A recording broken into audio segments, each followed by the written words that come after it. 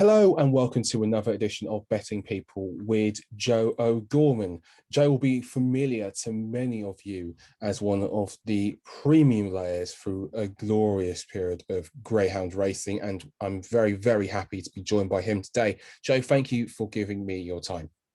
Thank you, William. Thank you for having me. It's a pleasure. Not a bother at all. So, first things first, tell us about your background. Where did you grow up, and did you always want to become a layer? I was brought up in a couple of pubs around the Watford area. Mum and Dad were both publicans, hence me being a lifelong Watford fan too. Always went to school around there.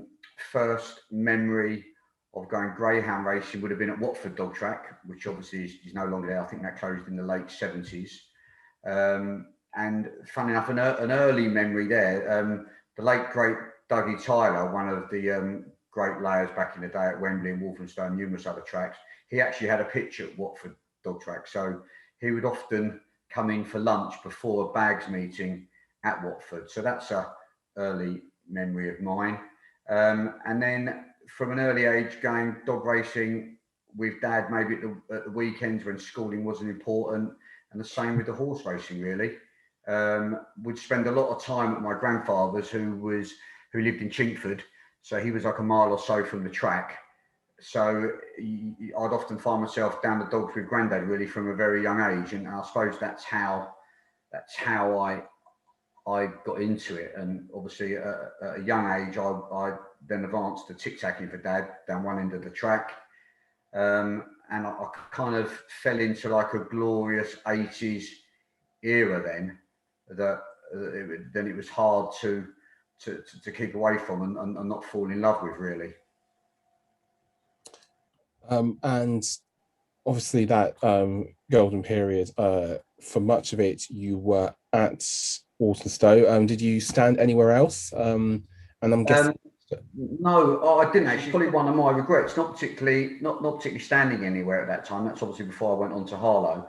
But yeah. Dad and Grandad back in their day, it was a lot easier to attend greyhound tracks and get on the list of bookmakers. In my day, it was more of a closed shop. That's because obviously it was still a boom time for crowds in those days, but there was a decline in crowds from the pre-betting shop days. I mean, even I believe Watford Dogs had 20 bookies at one stage, and White City and places like that, the bookmakers would bet around the track. So it was a lot easier for them to have pitches all over the place. But you know, Walthamstow took up so much of the majority of our time with the 3 nights a week, and we then went from 8 races to 14 in over the years, and bags meetings as well involved. You know, it was a full-time job just keeping up with the form and the videos and things along those lines, really, to have time to go anywhere else. And just following up on that, what was your best and worst night, do you think, as a bookmaker there? Well, as a bookmaker, I mean, I was lucky enough when I was a young lad to be there for a trainers championship when the great Ballyregan Bob picked up our track champion Bal and the Tubber won. I think that's not what got me hooked, but it started to realise what a big deal it was then, knowing the track champion so well, and then hold on, there's this new superstar on the block. Then it went on to like great finals in the 80s and 90s. I mean, financially, my best nights are always probably the big finals nights, as in my best winning nights, because the turnover was greater. Obviously, with it being one of the biggest tracks in the country, it always had a great following. You'd always get the top greyhounds there. So a lot of the finals nights, like ARC finals night would be a big one, Grand Prix finals nights, and then a little bit later on, the Racing Post introduced a Racing Post festival in, I believe it finalised in November or December of the year, and that was fantastic because it would be about 6 or 7 different finals, all finalising on one big night. Different distances. You'd have a marathon, you'd have a sprint, you'd have bitches, you'd have all ages, you'd have multi distances. It was fantastic. So there was so many anti-post events going on throughout that time, just the finalising one night, they would probably be some of the best nights I had, especially when I guessed a few anti-pose winners along the way. And just on great greyhound layers from that period, I feel obliged almost to mention the fact that we did a Betting People interview with the legendary Tom Power of the Power Firm. What was your relationship with him like, and how do you think they changed on course greyhound betting markets with the amounts they were taking? Well, back in their heyday, which would have been mid 80s, I suppose, yeah, it was a very influential part of me, because at that time, John was the bookmaker from Stow, not Tom. Tom took over a few years later than that. He was very flamboyant, very flash, very loud on the stall, and Dad and a few of the other bookmakers were kind of minnows in comparison to him. Even though it was a strong ring, you still had great layers like Dougie Tyler there, Ronnie Brazell, Ronnie Bolton, Gordon Hutchinson down the other end, and the Mull firm. So it was a really, really strong ring. I mean, we didn't compete with any of the large layers there, but it was certainly one of the reasons why I think I wanted to become a bookie. Not because he's long blonde hair, just because how he used to take him on, and just the showmanship of it all, really. And you said earlier in the interview, and we did make that sort of reference to it, but you, when Walthamstow shut, sadly, you were offered a pitch at Harlow. How did you find that move, going from one track to another? Well, it was a daunting time when Walthamstow closed, because it's all I'd really done since I was a kid, and I didn't know where I was going to turn, apart from spending a little bit more time at the races, and maybe then I would have had to buy pitch positions rather than inherit them. It was quite a worrying time, but I was very lucky to be accepted into the Harlow ranks, and for a period, even though it was quite a short period, it was very, very good. It was a very close proximity to Walthamstow anyway, and a lot of the punters there would probably go to both Harlow and Walthamstow anyway. A lot of the Walthamstow trainers went on to Harlow, so a lot of the punters knew the dogs.